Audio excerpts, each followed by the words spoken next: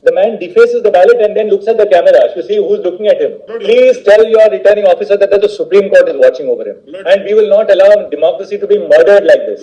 हौसलों में फकत उतार सही, वक्त ज्यादा ही बेहिसाब सही, नाउम्मीदी से लाख बेहतर है एक उम्मीद दागदार सही। एक उम्मीद आज फिर से उसी सुप्रीम कोर्ट से जो अक्सर कई बार नाउम्मीद कर देता है।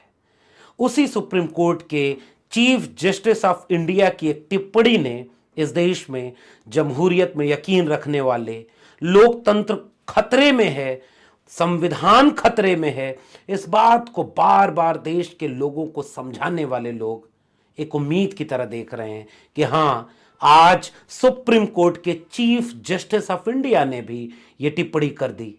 सुनिए ध्यान से। This is the behavior of a returning officer. Looks at the camera, defaces the ballot, and obviously where there is a cross at the bottom, he just keeps it into the tray.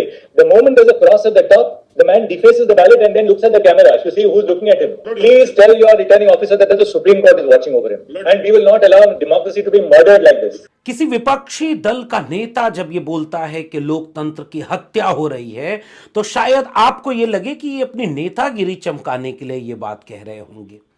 कोई social activist, कोई बुद्धिजीवी, कोई सामाजिक कार्यकर्ता जब ये बात कहता है कि लोकतंत्र खतरे में है, हम जैसे लोग जब आपको बार बार एक ही बात समझाने की कोशिश करते हैं कि भैया आपका कलम और किताब खतरे में है, शिक्षा पर 18% जीएसटी, हीरा पर 3%, महंगी गाड़ियों पर 9%, कलम और किताब पर 18% जीएसटी, आपकी शिक्षा बिक गई है, आपके स्कूल कॉलेज विश्वविद्यालय बर्बाद हो रहे हैं, मगर आप हमारी बात इस तरह से सुनते हैं कि ये तो बार बार यही बातें बोलते हैं, ऐसा कुछ नहीं। मगर जब आपके बच्चे स्कूल जाते हैं या नहीं जा पाते, शायद तब आपको समझ में आए, या शायद तब भी न समझ में आए।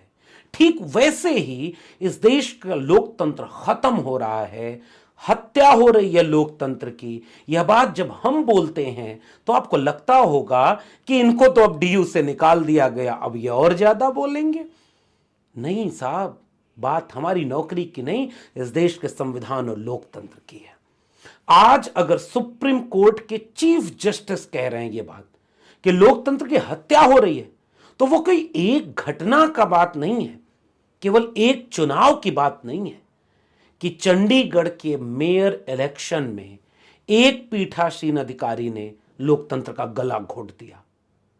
हालांकि यह जो बात है वो चंडीगढ़ के मेयर इलेक्शन के ही ऊपर आधारित है। ये जो टिप्पणी है उसी पीठासीन अधिकारी को ख्याल में रख करके की गई है। और आपने भी वो वीडियो नहीं देखी होगी तो फिर से देखिए इस वीडियो को।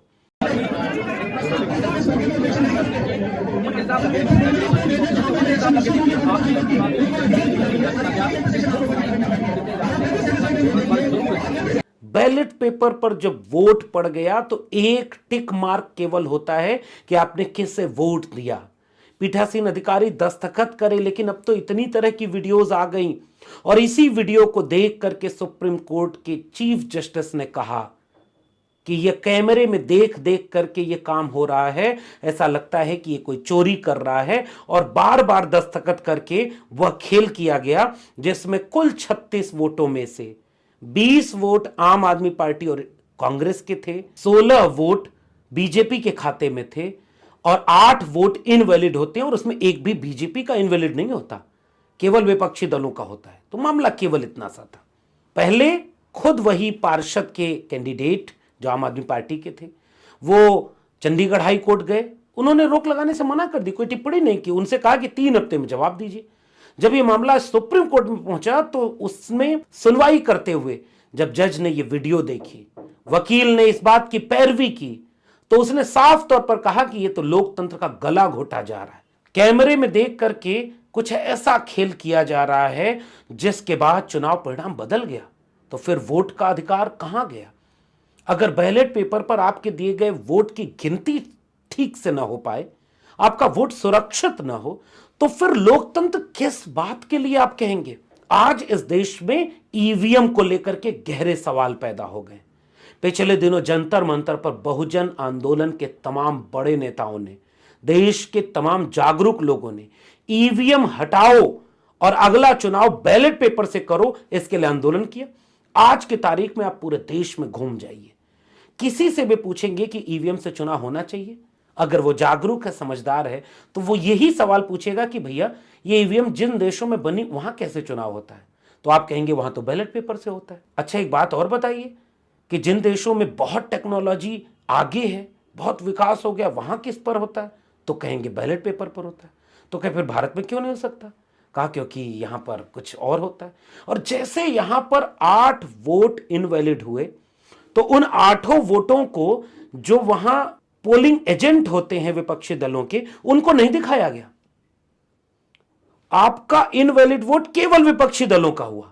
तो ईवीएम में जितनी बार घपला हुआ केवल विपक्षी दलों के वोटों का होता है, सत्ताधारी दल का नहीं होता। ईवीएम हैक हो सकती है, नहीं हो सकती है, लेकिन विवाद तो है। वीवीपैट की तुलना और गिनती भी नहीं होगी, आज तक यह भी नहीं हो पाया।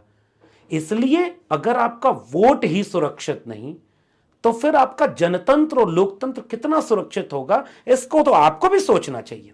आप वोट देते हैं, शायद बहुत बड़ी आबादी को इस देश में केवल वोट तक ही लोकतंत्र सीमित है, यह शायद पता ही नहीं है।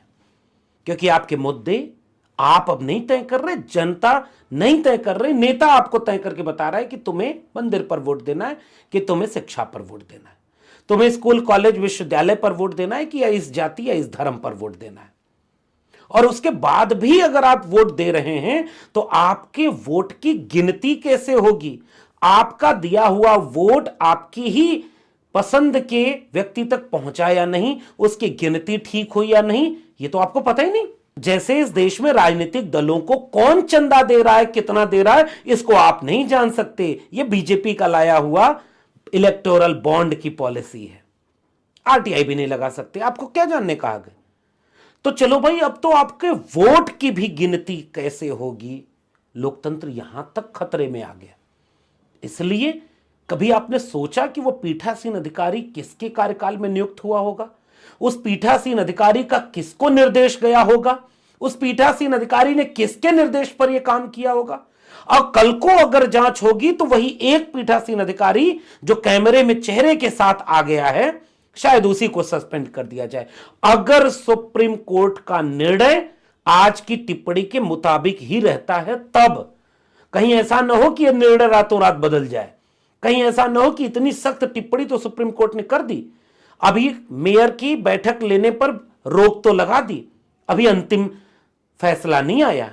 अभी तो देखना यह है कि फैसला भी इसी तेवर का होता है क्या, कि लोकतंत्र से खतरा, लोकतंत्र से छेड़खानी हम नहीं होने देंगे। अभी तो इसका इंतजार करना है। लेकिन इस बात को सोचिए कि अगर मान लीजिए फैसला इसी तेवर का आया, तो केवल वो पीठासीन अधिकारी ये काम कर रहा था या उसका कोई आका दिल्ली में भी बैठा था? और अगर एक चुनाव में, मेयर के चुनाव में इतना बड़ा खेल हो सकता है, तो प्रधानमंत्री के चुनाव में कितना बड़ा खेल होता होगा? आप जनता जनार्दन हैं, थोड़ा सा ठहर कर तो सोच लीजिए, आपके वोट की कीमत कहां गई? आप किसको वोट दे रहे हैं? और जरा एक बार सोचिए ना कि election commission of India, Bharat निर्वाचन आयोग जैसा भी कुछ होता है, वो क्या कर रहा है? वो कुछ नहीं करता। कहां गया वो? और लोकतंत्र का संवैधानिक संस्थान है, वो चुप है, खामोश है। इस तरह से लोकतंत्र खतरे में है, इस तरह से लोकतंत्र की हत्या हो रही है। आपके लिए जिले इलाही ने कह दिया है कि 80 करोड़ लोगों को अगले 5 साल तक 5 किलो अनाज देंगे। मंदिर वहीं बन गया। आने वाले वक्त में हम कुछ ऐसा ऐतिहासिक करने जा रहे हैं। आज नरेंद्र मोदी जी का भाषण आपने सुना, तीसरा कार्यकाल बहुत बड़े निर्णयों का होगा, संकेत कर दिया है। चंडीगढ़ मेयर इलेक्शन संकेत कर दिया है कि आने वाले दिनों में चुनाव कैसे होंगे। और यह लोकतंत्र अगर इतना सुरक्षित है, तो सोचिए आपका आने वाला भविष्य कितना सुरक्षित है। आज संजय सिंह अपनी शपथ नहीं ले पाए, सदन में कोर्ट ने कहा कि आप शपथ ले सकते हैं, और वहां पर राज्यसभा की शपथ नहीं ले पाए। लोकतंत्र यहां से खतरे में है। आपके स्कूल कॉलेज विश्वविद्यालय बेच दिए गए, मगर आप वोट उस पर कहां देते हैं? और अगर देंगे भी तो टेम्परिंग कैसे हो जाएगी? और ईवीएम से आपका वोट कहां जाएगा, आपको बिल्कुल नहीं पता। लोकतंत्र यहां से खतरे में है। अगर इन सब के बावजूद अगर आपको लगता है कि सब चंगा सी, तो बधाई हो, आप नए भारत में प्रवेश कर चुके हैं और आने वाले दिनों में आपको बहुत कुछ देखने को मिलेगा। बशर्ते याद रखिएगा, 25 साल बाद, 30 साल बाद, 50 साल बाद, आज के दौर का जब मूल्यांकन करेंगी आने वाली पीढ़ियां, तो आपसे पूछेंगे कि सामने आपके संकेत दिखाई दे रहे थे, सामने से लोकतंत्र की हत्या और खतरा दिखाई दे रहा था, सामने बिल्कुल आपके खड़ा था कि कौन सा नेता किस मुद्दे पर वोट लेने आया है, और फिर भी आपने अगर उसे मजबूत किया तो आप इस बर्बादी के हिस्सेदार होंगे। याद रखिएगा,